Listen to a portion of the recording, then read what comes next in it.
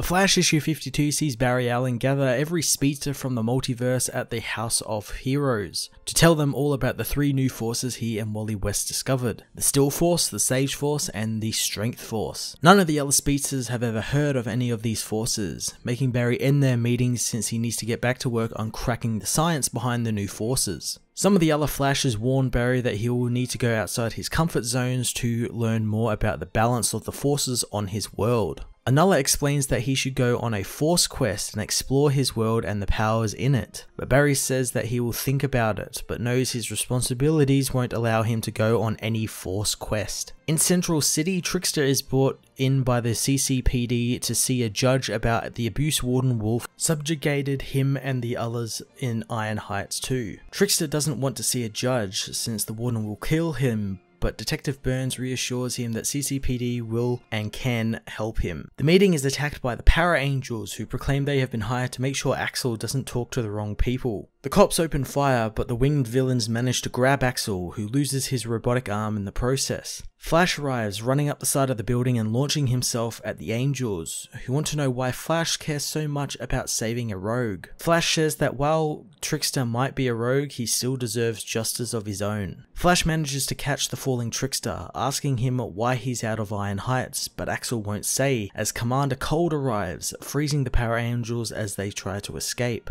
prompting Flash to save one of them from falling from the sky and dying. Barry tells Cold to think before he shoots, but Cold says that he could have thawed the falling angel before she hit the ground. Trickster takes off but doesn't get very far before falling ill, and soon the ground opens up under him and a fissure swallows him up. Barry can't find the Trickster because of it and blames Cold for letting him get away, thinking Cold might actually be a rogue himself. Rogue says that he's just a cop and was looking for signs of the new forces when he saw a crime in progress and thought he would help the Flash. Barry says that Central City is his city, but Cold thinks that might change now that he's there. Barry leaves with the Para Angels, telling Cold that he can look for the forces all he wants, but he is to stay out of his way. At Iron Heights, Warden Wolf isn't happy the CCPD lost Trickster, and even more unhappy that the cops are implicating him as abusive to his inmates. Barry and Kristen talk nearby, and Kristen knows the Flash was involved. She says she knows Barry has a soft spot for the Flash, and he's always getting in their way however, and now he's gotten in the way of Kristen's case. She changes the subject before Barry can ask about her case, talking about Barry moving in with Iris. Later on, Barry pores over some case files while Iris writes up a story. Iris wonders if Barry should try and work with Commander Cold and even try and find out his real name, but Barry wants to work with his real partners, Wally and Wallace, and wants things back to normal. Iris says that what happened happened and things aren't going back to the way they were before. Barry asks if Iris is worried that they are going to repeat the past, and Iris reveals her memories are strange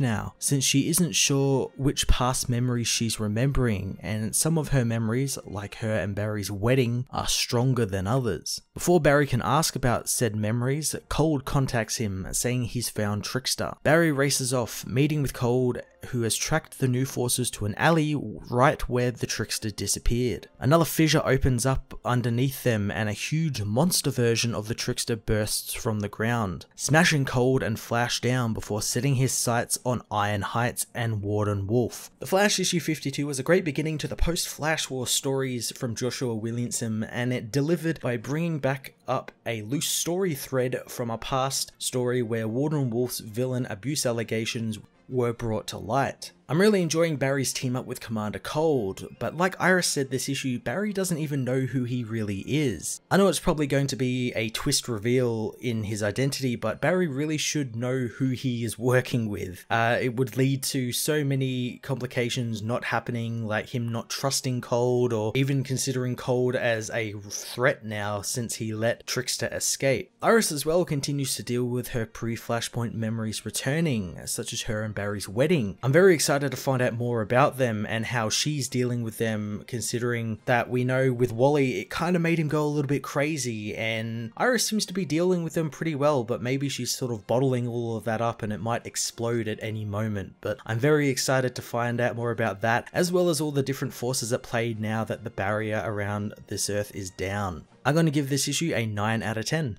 Hey everyone, thanks for watching my newest video. If you enjoyed it, you might also like to check out my other reviews here on my channel. You can also follow me on various social media platforms like Twitter by searching Matt_FOS, or even join the Comic Multiverse Discord server and chat with other comic book fans, including myself and Joel from Cape Joel. Want cheap comics and trades? Head over to the book depository with the link in the description to get the cheapest trades and comics around, along with free shipping anywhere in the world. Until next time, this has been Matt of the Fortress of Solitude. Thank you so much for watching.